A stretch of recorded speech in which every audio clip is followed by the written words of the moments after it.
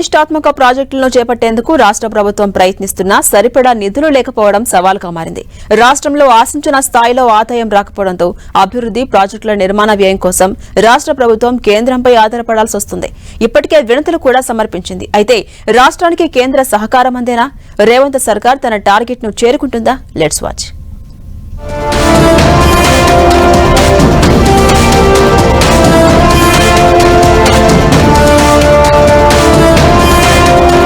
తెలంగాణలో ప్రతిష్టాత్మక ప్రాజెక్టులు చేపట్టేందుకు రాష్ట్ర ప్రభుత్వం ప్రయత్నాలు ముమ్మరం చేసింది.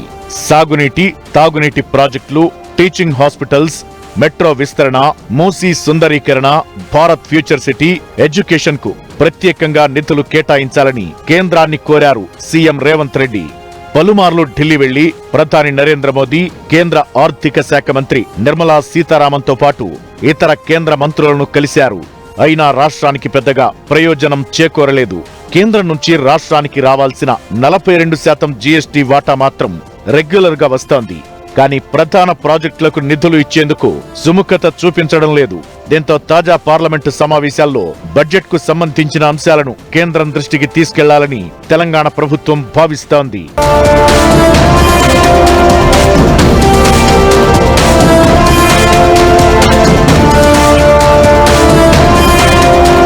తెలంగాణలో అత్యధిక సంఖ్యలో ఉన్న బీసీ, ఎస్సీ, ఎస్టీ, మైనారిటీ వర్గాల పిల్లలకు నాణ్యమైన విద్యను అందించేందుకు రాష్ట్ర ప్రభుత్వం తీసుకుంటున్న చర్యలను కేంద్ర మంత్రి నిర్మలా సీతారామన్ కు సీఎం రేవంత్ రెడ్డి వివరించారు.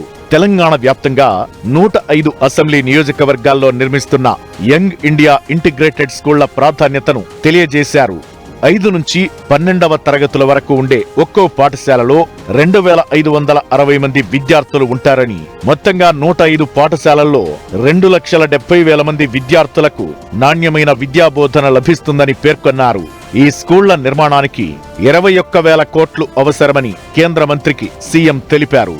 అలాగే ఉన్నత విద్యా సంస్థల్లో ఆధునిక ల్యాబ్లు, ఇతర మౌలిక వసతుల కల్పనకు మరో 9,000 కోట్లు వెచ్చించనున్నట్లు కేంద్ర మంత్రికి వివరించారు. ఈ నిధుల సమీకరణకు తాము ప్రత్యేక ప్రయోజన సంస్థ ఏర్పాటు చేయనున్నామని, దాని ద్వారా సేకరించే రుణాలకు ఎఫ్ఆర్బిఎం పరిమితి నుంచి మినహాయించాలని కేంద్ర మంత్రికి సీఎం విజ్ఞప్తి చేశారు.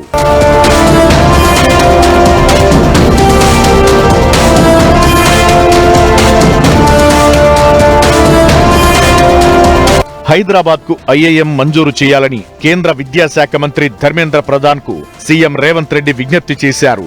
Technology, life sciences, aerospace, defence, logistics, advanced manufacturing రంగాల్లో ముందున్న హైదరాబాద్ లో ఐఐఎం ఏర్పాటు చేయాల్సిన అవసరముందని సీఎం తెలిపారు. ఐఐఎం ఏర్పాటుకు అవసరమైన 200 ఎకరాల భూమిని యూనివర్సిటీ ఆఫ్ హైదరాబాద్ ప్రాంగణంలో గుర్తించామన్నారు. నూతనంగా 9 కేంద్రీయ విద్యాలయాలు, 16 జవహర్ నవోదయ విద్యాలయాలను మంజూరు చేయాలన్న సీఎం రేవంత్ ఇందుకు సంబంధించిన అనుమతులతో పాటు నిధుల కేటాయింపు చేయాలని కేంద్రానికి విజ్ఞప్తి చేశారు.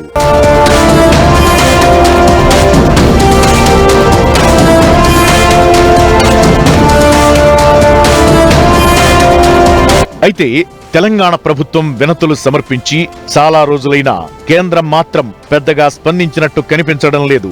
రాష్ట్ర ప్రభుత్వం అనేక అభివృద్ధి ప్రాజెక్టుల నిర్మాణం కోసం కేంద్రాన్ని సాయం కోరినప్పటికీ ఆశించిన స్థాయిలో ఫలితం రాలేదు. దీంతో ప్రజలకిచ్చిన హామీల కోసం రేవంత్ సర్కార్ కొన్ని ప్రాజెక్టులను రాష్ట్ర నిధులు లేదా పీపీపీ మోడల్లో నిర్మించాలని భావిస్తోంది.